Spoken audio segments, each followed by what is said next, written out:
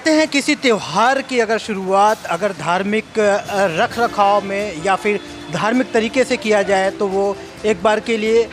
दिल से आत्मा भी इस चीज़ की गवाही देती है। अगर कल के डेट में यानी 3 तारीख को जो है कि रक्षाबंधन पर्व है और ऐसे में देखा जाए तो अगर धर्म के तरीके से तौर तरीके से अगर इस त्यौहार को भी मनाया जाए तो बहुत ज़्यादा अपने आप में एक महत्व बढ़ जाता है और इस त्यौहार को मनाते हैं। लेकिन जान लेना ज़रूरी है कि ये जो त्यौहार है अगर हम उसे प्रॉपर तरीके से मनाते हैं और एक मान्यता जो होता है एक धार्मिक मान्यता के तरीके से मनाते हैं तो उसका अहमियत क्या होता है। इसीलिए आज हम सिद्धपीठ श्री महाकाली मंदिर जो है इसमें आके यहाँ के जो मंदिर के पुजारी हैं यहाँ के जो पुजारी हैं हम उनसे बात करते हैं कि जो हम मनाते हैं त्यौहार मनाते हैं कोई भी त्यौहार होता है तो उस त्यौहार के लिए अगर हमें सही गाइडेंस मिल जाए कि हम किस तरीके से मना रहे हैं और उस त्यौहार की जो मान्यता है क्या है इस तरीके की चीज़ों को अगर हम जान के मनाते हैं तो एक बार के लिए ये चीज़ें हमें ज़रूर एहसास होता है कि हमने जो त्यौहार मनाया है वो लमसम सही तरीके से मनाया है और सही जानकारी में मनाया है। तो यहाँ मंदिर के पुजारी हैं, हम इनसे जानते हैं कि कल त्यौहार है और उस त्यौहार को लेके कि किस तरीके से खासकर इस कोरोना काल में इतने धूमधाम से लोग मना तो नहीं पाएंगे, लेकिन अगर फिर भी त्यौहार मनाते हैं तो क्या उनको अपने एहतियात बरतना चाहिए और एहतियात के साथ इस पर्व का जो महत्व है किस तरीके से उसको ध्यान में रखते हुए महत्व को ध्यान में रखते हुए मनाएं और उसकी क्या मान्यता है, ये सारी चीज़ें जानने के लिए बात करते हैं। क्या नाम है जी आपका? विशाल तिवारी,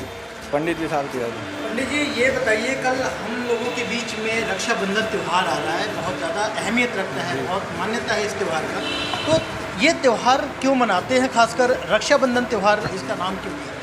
ये त्यौहार भाई बहन का त्यौहार है जो श्रावण के अंतिम दिन पूर्णमासी को मनाया जाता है और बहन भाई को रक्षा बांधती है और भाई अपने बहन को गिफ्ट देता है और पूरा जीवन रक्षा करने का साथ देता है और बहन रक्षा सूत्र बांधती है और उसके दुख सुख में साथ देने का वादा करती है। अगर ये बात करें कि जो ये त्यौहार है अब से कुछ घंटे और रह गए हैं क्योंकि रात के बाद से अगले दिन सुबह इस त्यौहार की शुरुआत हो जाएगा, तो सुबह कितने बजे इस त्यौहार को शुरुआत कर सकते हैं? ये त्यौहार सुबह 7:09 से चालू होगा और रात में 11:45 पर समाप्त होगा। और इस बीच में लोगों को जो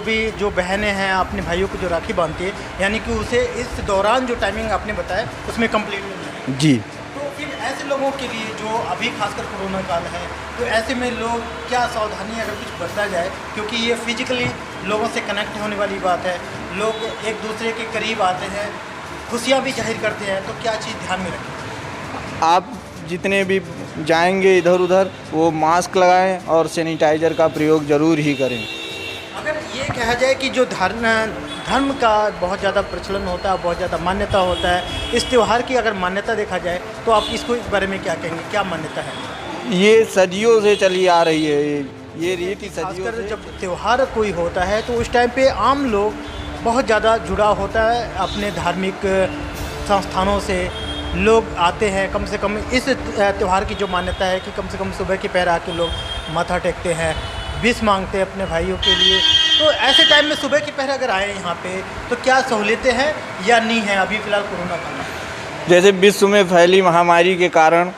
जो कोरोना वायरस चल रहा है इसके कारण मंदिर लॉकडाउन में बंद हो गई थी और मंदिर सुबह 5:30 से 6:30 तक आरती होती है और साफ़ सफाई करने के बाद बंद कर दी जाती है और शाम को 7:30 से 8:30 आरती होती है और बंद करने के बाद बंद हो जाती है और जो भक्तगण आते हैं वो बाहर से ही मत्था टेकते हैं और ये रीति रिवाज आप अपने घर पे ही करिए तो अच्छा है